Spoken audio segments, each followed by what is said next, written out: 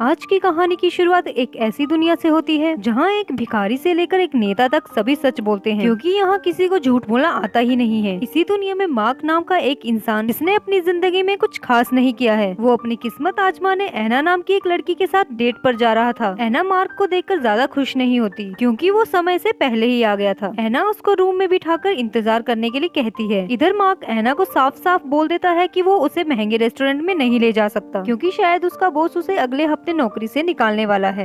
एना भी मार्क को इसका जवाब देते हुए बोलती है कि वो भी उसको कुछ खास पसंद नहीं आया। इसके बाद एना और मार्क एक रेस्टोरेंट में आते हैं। यहाँ वेटर ने भी एना को मार्क की बेटी की उम्र का बता दिया। अब एना और मार्क दोनों रेस्टोरेंट में बैठकर बातें कर ही रहे होते हैं, तभी एना को उसकी माँ की कॉल आ जाती है। वो एना से पूछती है कि तुम्हें लड़का कैसा लगा, जिस पर एना मार्क की बेइज्जती करते हुए कहती है कि वो काफी मोटा है और गरीब भी। अगले दिन मार्क अपने ऑफिस लेक्चर फिल्म स्टूडियो पहुँचता है, जहाँ पर एक आदमी मार्क को सबसे इंट्रोड्यूस करके कहता है कि वो इस कंपनी का स्क्रीन प्ले राइटर है और साथ ही साथ इस कंपनी का सबसे आलसी और कामचोर इंसान भी, और इसको याद रखने की जरूरत नहीं है क्योंकि कंपनी इसको जल्द ही निकालने वाली है। ऑफिस के अंदर जाते ही शैली ने उसकी काफी बेइज्जती की। इसके बाद उसके बॉस एंथनी ने भी उसके खराब परफॉर्मेंस के कारण उसको नौकरी से निकाल दिया। जब तक मार्क इन चीजों से उबर पाता, तभी उसे एना का मेल रिसीव होता है, जिसमें उसने लिखा था कि उसको मार्क में कोई इंटरेस्ट नहीं है और ना ही वो फाइनेंशियली स्ट्रॉन्ग है, इसलिए एना उसे रिजेक्ट कर देती है। अब जैसे ही मार्क को ऑफिस से जाने लगता है तो ब्रेड और शैली उसे बताते हैं कि उन्हें हमेशा से ही उसके साथ काम करने में शर्म आती थी, और ब्रेड उससे ये भी कहता है कि वो हमेशा लूजर ही रहेगा। इसके बाद मार्क एक वृद्धाश्रम में पहुंचता है, जहां उसकी बूढ़ी माँ रहती थी। मार्क अपनी माँ को अपनी जॉब के बारे में बताता है और अपनी माँ से ये भी कहता है कि उसका पूरा परिवार लूजर है। अगले दिन मार्क का मकान मालिक उससे घर का किराया लेने पहुँच जाता है, लेकिन मार्क फिर से वही बहाने बनाने लग जाता है कि उसके पास पैसे नहीं है। उसका मकान मालिक उसको एक दिन का टाइम देकर वहाँ से चला जाता है। इसके बाद मार्क अपने बैंक अकाउंट बंद करवा के अपने सारे पैसे निकलवाने के लिए बैंक पहुँचता है। कैशियर उसको बताती है कि वो उसका अकाउंट अभी बंद नहीं कर सकते क्योंकि उनका सिस्टम काम नहीं कर रहा है, लेकिन कैशियर ने उससे कहा कि फिलहाल वो उसे कैश दे सकते हैं। कैशियर मार्क से पूछती है कि उसके अकाउंट में कितने पैसे हैं और उसको कितने पैसे निकलवाने हैं। मार्क पहली बार झूठ बोलकर बताता है कि उसके अकाउंट में $800 पड़े थे। तभी उनका सिस्टम भी ऑन हो जाता है। कैशियर सिस्टम में देखकर बताती है कि मार्क के अकाउंट में सिर्फ $300 है। क्योंकि इस दुनिया में कोई भी झूठ नहीं बोलता, तो कैशियर ने भी मार्क को $800 निकाल के दे दिए। मार्क वहाँ से हैरान होकर अपने घर पहुँचता है और सबसे पहले अपने मकान मालिक के पास जाकर उसको किराया देता है। फिर शाम को अपने दोस्त ग्रेग के पास जाकर अपनी शक्तियों के बारे में बताने लगता है। क्योंकि उनकी भाषा में झूठ को बताने का कोई वर्ड नहीं था, तो मार्क उन्हें ढंग से समझा नहीं पाता और वो भी नहीं समझ पाते। मार्क बार बार अपना नाम बदलता और हर बार उसका दोस्त उसकी बात सच मान लेता। इसके बाद उसने अपने दोस्त से पूछा कि उसे जिंदगी में क्या चाहिए। जवाब में उसका दोस्त बोलता है कि बस उसे एक लड़की मिल जाए। इसके बाद मार्क बार से बाहर आता है और रोड पर चलती हुई एक लड़की से बोलता है कि अगर वो उसके साथ इंटीमेट नहीं हुई तो ये दुनिया तबाह हो जाएगी। ये सुनकर वो लड़की बहुत डर जाती है और मार्क को जल्दी से एक कमरे में ले जाती है। कमरे में पहुँचने के बाद मार्क ने उससे बातचीत करने की कोशिश की, लेकिन इस लड़की को तो दुनिया बचाने की लगी थी। ये सब देखकर मार्क थोड़ा ऑकवर्ड फील करता है और फोन पर बात करने का नाटक करता है और उस लड़की से कहता है कि अभी नासा का फोन आया था और उन्होंने कहा है कि खतरा अभी टल चुका है, तो उन्हें ऐसा वैसा करने की कोई जरूरत नहीं है। मार्क फिर से बार में वापस आ जाता है और अपने दोस्तों से पूछता है कि उन्हें लड़की के अलावा और क्या चाहिए, तो ग्रेग बोलता है कि ऑब्वियस सी बात है, उन्हें बहुत सारा पैसा चाहिए। बार से निकलने के बाद मार्क अपने दोस्त ग्रेग के साथ गाड़ी में बैठता है। उसका दोस्त ग्रेग नशे में गाड़ी चला रहा था। तभी एक पुलिस वाला उन्हें ड्रंक एंड ड्राइव के चक्कर में पकड़ लेता है, लेकिन मार्क ने बड़ी सफाई से झूठ बोलते हुए कहा कि उसका दोस्त नशे में नहीं है, और पुलिस वाला भी मार्क की बात बड़ी आसानी से मान लेता है। इसके बाद मार्क अपने दोस्त ग्रेग के साथ कसीनो में पहुंचता है, जहां वो 28 नंबर पर बाजी लगाता है, लेकिन उसकी बॉल 35 नंबर पर आकर रुकती है।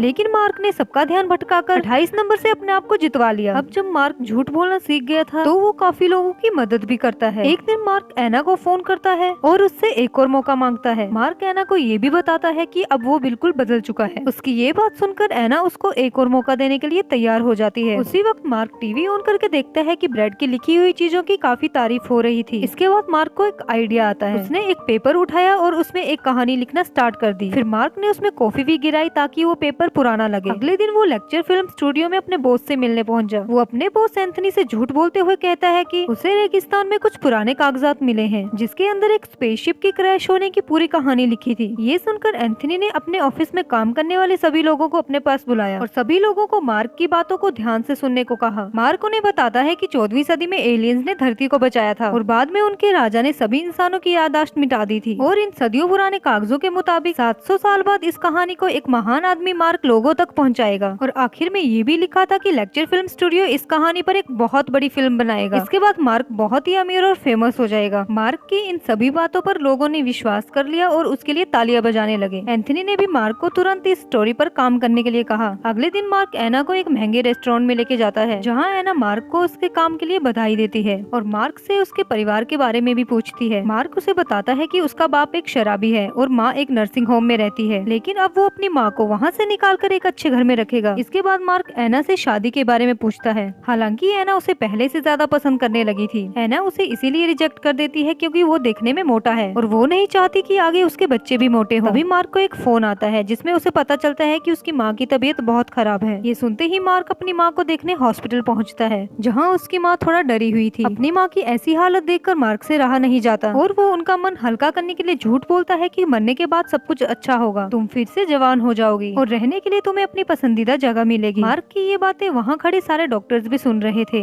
अगले दिन जब वो घर पहुँचा तो उसके घर के बाहर बहुत ज्यादा भीड़ लगी हुई थी। लोगों ने मार्क को घेर लिया और उससे मौत के बाद की जिंदगी के बारे में पूछने लगे। भीड़ से छुटकारा पाकर बड़ी मुश्किल से वो अपने घर के अंदर घुसता है। अब जैसे ही वो टीवी ऑन करता है तो उसमें भी वही न्यूज चली हुई थी। तभी वहाँ एना भी पहुँच जाती है। वो मार्क से पूछती है कि आखिर उसने हॉस्पिटल में अपनी माँ से क्या कहा था। मार्क एना को हॉस्पिटल में हुई सारी बातें बता देता है, जिस पर एना तुरंत विश्वास कर लेती है। एना मार्क से बोलती है कि उसको सभी लोगों को सच बताना होगा। इसके बाद मार्क बाहर आके सबको बताता है कि आसमान में बहुत ही ताकतवर आदमी रहता है जो मरने के बाद सबको एक बंगला, एक गाड़ी, एक नौकर, एक आइसक्रीम और हरामी रिश्तेदारों को गरम तेल में तलता है। ये सब सुन के एक औरत मार्क से पूछती है कि ये सब तुम्हें कैसे पता। तो मार्क उसे बताता है कि जो आदमी आसमान में रहता है उसने पर्सनली आके मुझे खुद बताया है। देखते ही देखते मार्क की ये बात हर एक न्यूज चैनल पर, अखबारों पर और मैगजीन पर आग की तरफ फैल गई। हर तरफ इसके ही चर्चे होने लगे। कुछ दिनों बाद मार्क ने अपने बॉस एंथनी को अपनी कहानी की स्क्रिप्ट पकड़ाई और वो फिल्म बनते ही काफी हिट हो गई। जिसके बाद मार्क बहुत ही अमीर और फेमस बन गया। एक दिन मार्क एना को बताता है कि वो उसके जैसे अच्छे इंसान से पहले कभी नहीं मिला। ये सुन के एना थोड़ा शर्मा जाती है। इसके बाद वो दोनों एक दूसरे को किस करने वाले होते हैं पर एकदम से पीछे हट जाते हैं। एना उसे बताती है कि वो उससे प्यार तो करती है पर उसे मार्क के जैसे मोटे बच्चे नहीं चाहिए। एना शाम को मार्क के घर आती है और उसे बताती है कि वो ब्रेड के साथ डेट पर जा रही है और उसके साथ सोना चाहती है। ये सुनकर मार्क टेंशन में आ जाता है और कई झूठ बोलकर एना को कन्विंस कर लेता है कि शादी से पहले किसी के साथ सोना गलत बात है। उधर ब्रेड एना के सामने अपनी काफी तारीफ करता है और मार्क की जमकर बेइज्जती करता है। अगले दिन एना जब टीवी पर मार्क का इंटरव्यू देख रही होती है तो उसकी माँ टीवी बंद करके हुए एना को समझाती है कि वो उस आदमी से दूर रहे। बेशक वो अमीर और फेमस हो चुका है लेकिन है तो अभी भी मोटा ही और हमेशा लूजर ही रहेगा। ये बातें एना को बिल्कुल भी पसंद नहीं आती, लेकिन उसकी माँ फोर्सफुली उसको ब्रेड से बात करने के लिए बोलती है। कुछ महीनों बाद एना मार्क के घर जाती है और उसको अपनी शादी का कार्ड देती है। मार्क कार्ड तो ले लेता है पर एना को ब्रेड से शादी तोड़ने के लिए कहता है, लेकिन एना उसकी एक भी बात नहीं सुनती क्योंकि ब्रेड उसके टाइप का लड़का था जो वो हमेशा से ही चाहती थी। एना की शादी वाले दिन मार्क के दोस्त ने उसको उठाया और उसको अपनी दाढ़ी शेव करने के लिए बोला। उधर शादी के बीच में मार्क ने सबके सामने खड़े होकर कहा कि एना उसके साथ ज्यादा खुश रहेगी। गुस्से में ब्रेड मार्क से बोलता है कि वो आसमान में बैठे उस इंसान से पूछे कि एना के लिए कौन सही है। मार्क आसानी से वहाँ झूठ बोल सकता था, लेकिन अपने प्यार को पाने के लिए वो झूठ का सहारा नहीं लेना चाहता था। मार्क ब्रेड को जवाब देता है कि एना को पता है कि उसके लिए कौन सही है और कौन गलत। ये सब बोलकर मार्क चर्च से बाहर आने लगता है। तभी एना उसे रोक लेती है और मार्क से आसमान में उस आदमी से पूछने को बोलती है। तभी मार्क उसे बताता है कि ये तो सिर्फ एक कहानी थी, उसकी माँ का दर्द कम करने के लिए। तो एना उससे पूछती है कि उसने शादी के लिए झूठ क्यों नहीं कहा। तो मार्क उसे बताता है कि वो उसे दिल से प्यार करता है और वो झूठ बोलकर अपना प्यार हासिल नहीं करना चाहता। ये सुनते ही एना इमोशनल हो जाती है और मार्क से बोलती है कि उसे थोड़े मोटे बच्चे चल जाएंगे। ये सब सुन के मार्क के चेहरे पर एक बड़ी सी स्माइल आ जाती है। कुछ सालों बाद हमें दिखाया जाता है कि मार्क और एना की शादी हो चुकी है और जैसा कि वो एक्सपेक्ट कर रही थी उनका बच्चा मार्क की तरह ही मोटा था और एना जल्द ही दूसरे बच्चे की माँ बनने वाली है। इसी के साथ ये मूवी यहीं खत्म हो जाती है।